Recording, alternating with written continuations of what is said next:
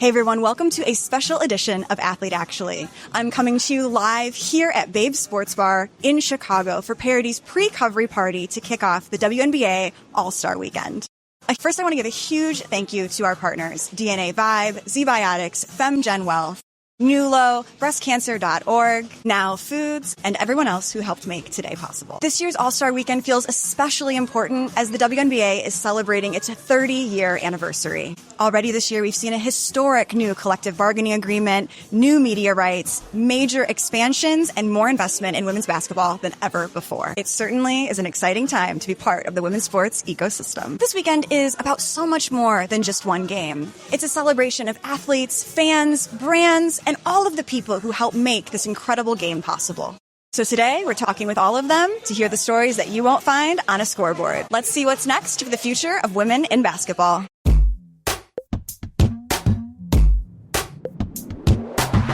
Welcome to Athlete Actually, the women's sports podcast where we ask the questions athletes actually want to answer.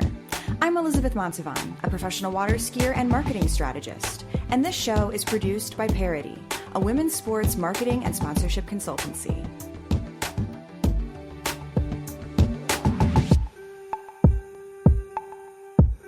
Favorite people in all of women's sports, Caroline Fitzgerald of Goals. Caroline, it's WNBA All-Star Weekend. It is our Super Bowl. It's our Oscars. How are you doing? I am honestly overwhelmed.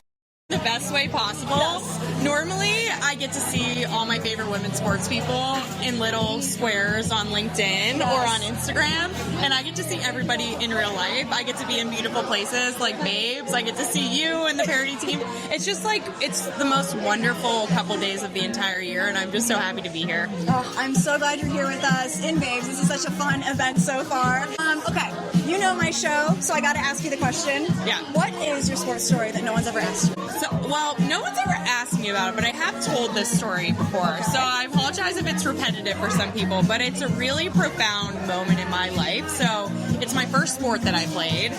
I played baseball as a little girl. I played with my brother Tanner. We'd be growing up, playing wiffle ball, t-ball, and when it was time for us to sign up for our first official Little League team, there wasn't a girls' baseball team in our neighborhood, so my parents just signed me up to play on the boys' team with Tanner. So we show up to the first day. I'm in my new uniform. I'm so excited. And almost immediately when we got there, the boys on the other team started making fun of us and teasing us because I was a girl and saying, we're going to crush this team. They have a girl on their team. And I had never experienced that. All I had known was joy from playing sports and being in the yard and playing with all the kids in the neighborhood. And I was really good and I was better than my brother. So why did they think we were going to be bad? Because I was on the team. So I was really determined to prove these boys wrong. So we take the field in the first inning, and I was playing in the infield, and I couldn't have scripted this better if I tried.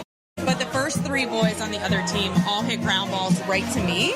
And I threw the space 1, 2, 3. It was the fastest inning in the history of baseball. And I was 7 years old, and I know it's a little bit of a stretch to say that was a defining life moment at the age of 7, but it really was. Yeah. I was never again is anybody, especially a little boy, going to tell me that I can't do something in sports or really in life because of my gender, because I was a girl. And so I really got on so much and feel like I am the leader and the person that I am today, largely because of that experience.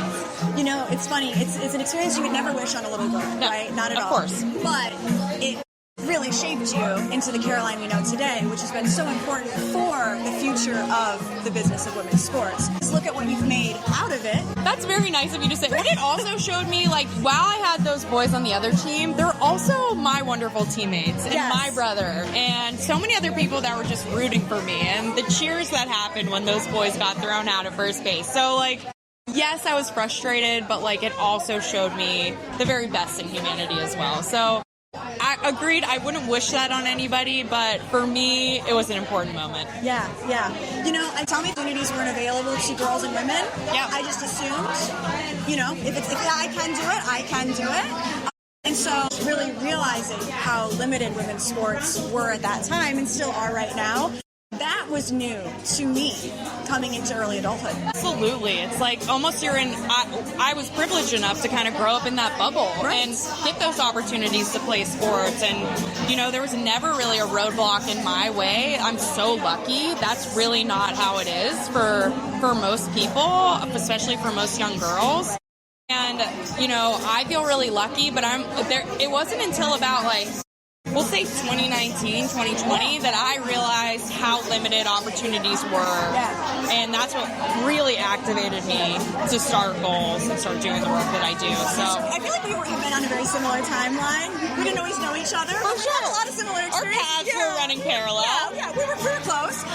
Okay, the business of women's basketball, obviously everything's booming. I just spoke to Toccara Ross about the Upshot League. So, what's on your radar? What's your favorite thing about the trajectory of the business of women's basketball? The thing that I'm really blown away this weekend, WNBA All-Star, is the way that we're seeing brands show up this weekend. Seeing brands sponsor events like this one, seeing brands showing up at WNBA Live, seeing brands put on their own events within the greater Chicago area. In these last 5-6 years since I've been working full-time in women's sports, I've never seen anything like this.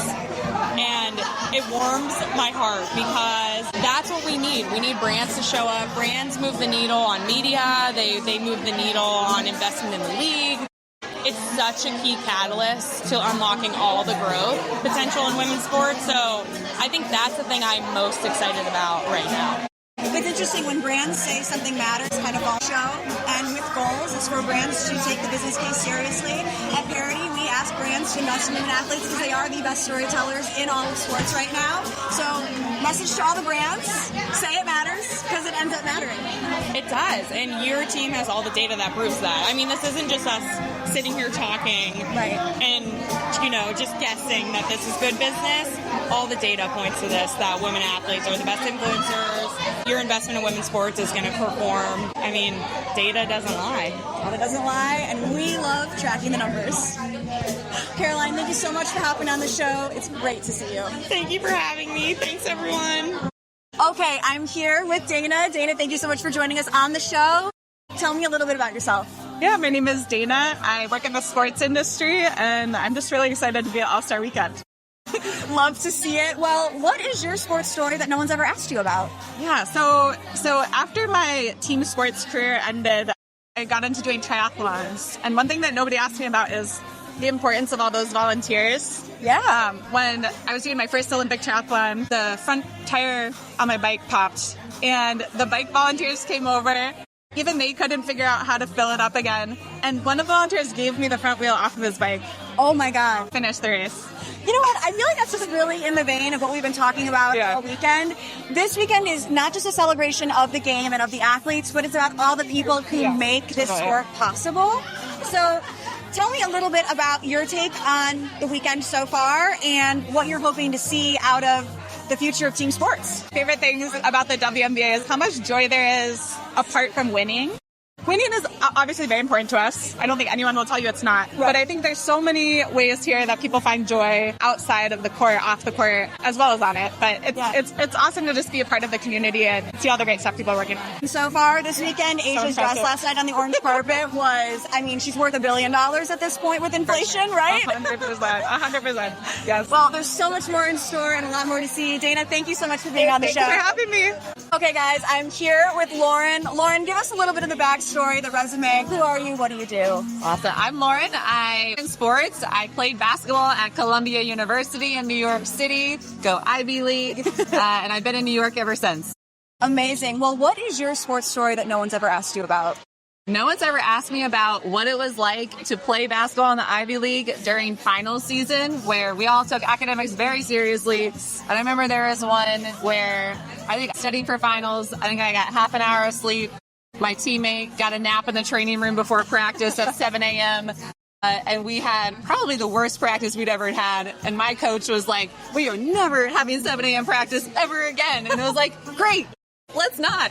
Because, yes, we were all up all night studying, trying to do well on finals, write all the papers, all of the things. I feel like whenever I talk to women athletes, They never compromised school or sport. They're like, I just found a way to do it all. Yeah. And it sounds like that was you and your team. Absolutely. I feel like that's everything. Like, you learn about time management, you learn about your priorities, and like, where can one thing slip a little bit while you focus on something else, and you're going to circle back to that later, and everything will figure it out in the end. I love that. So Yeah. you've been on the court, now you work in sports. What's your favorite part of everything you've seen about the 2026 WNBA All-Star Weekend so far? Oh my gosh. The vibes are high. We love are everything. high. Everyone is so joyful, grateful to be here. Yes. And I think it's just a really great positive storyline across the board.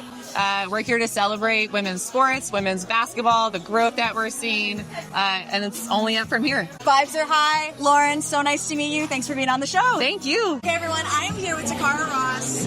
Okay, give me the full resume. Okay, so I'm a Cyclone at heart. Those Cyclones graduated from Iowa State University. Okay. Love my Cyclones.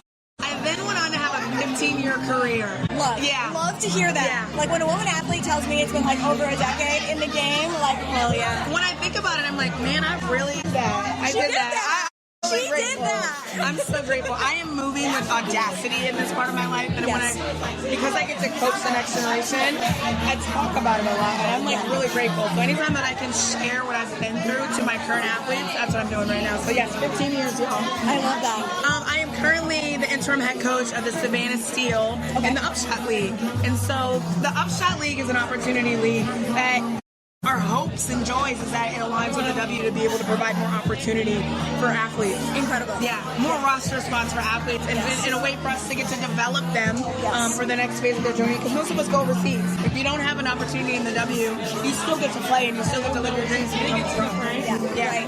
I love how much, and okay, it should have been this way from the beginning, right? Yes. But I love how much basketball is a true career now. Yeah. There's a single human being on the face of the earth who could look at women's basketball and say that is not a legitimate A real career job. to pursue. It's a real job. A real job. I have literally Finally. been around people who have told me, you need to go get a real job. What do you mean? I'm working all year. I'm overseas. Like, I'm traveling the world. Yes. It's a job. It may not look like your job, but it's a job. But you did it back when not everybody saw it that way, Yeah. and I commend you for that. I appreciate that. It's cool. It's been fun. Oh my God, the stories. And speaking of stories, Yeah. I gotta ask you, Yes. what's your sports story that no one's ever asked you about? Ooh, my sports story. I would think it's just like how I got here. Very Okay. untraditional. I actually, in high school, we were 0-94. Talking like, didn't win a game. Didn't win a game. Okay, and that's that on perseverance. Perseverance. Didn't win a game. Oh my God, okay. Yeah, and then Walk me through it. amazing man who actually just got inducted into the Hall of Fame. Kim Mole, junior college, just the GOAT. Found me in a small gym in Iowa and said, I know you can't make a layup, girl, but we'll figure it out. And he put me in for 2 years and just turned me into a dog. I went from having no offers to being recruited by some of the best schools in the country, and I got to go to Iowa State. And if it wasn't for people like that who believed in me, I don't think I would be here talking to you and in these amazing spaces. Yes. So that's my sports story that I'll live down, that I will just talk about forever, that there are truly people who care about you, and when you let them, some really cool things. For other women. It's crazy to think about that y'all trust me with y'all kids. I came here and all I'm doing is thinking about them. Like, Yes. they get to rest, they get to this basketball's on the brain all the time. I get to help elite athlete. I get to help develop shot league.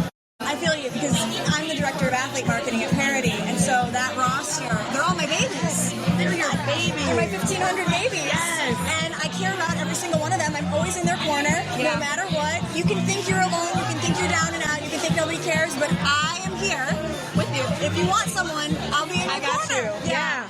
You get it. Man, it's what a privilege it is to be able to do what we love and to share with those around us. Yes. And I'm grateful like Parity. I'm grateful I get to do this with you, and we get to do this with DNA Vibes too, because they're doing some really cool things. Yes. Yeah.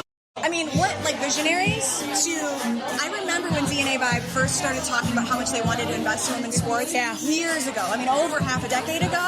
And look where we are. Yeah. Look where women's sports is. Look where they are. Not to just talk about it, but to do it. Yes. And to continually stay at the forefront of that has been really cool. Yes, and they put the their money where CEO their mouth founder is. Perry is amazing, and I'm child of all of this has just been really cooking. So I'm excited to see how Parity gets to grow, how DNA Vibe gets to grow, how we get to grow in the sport, because we're killing it.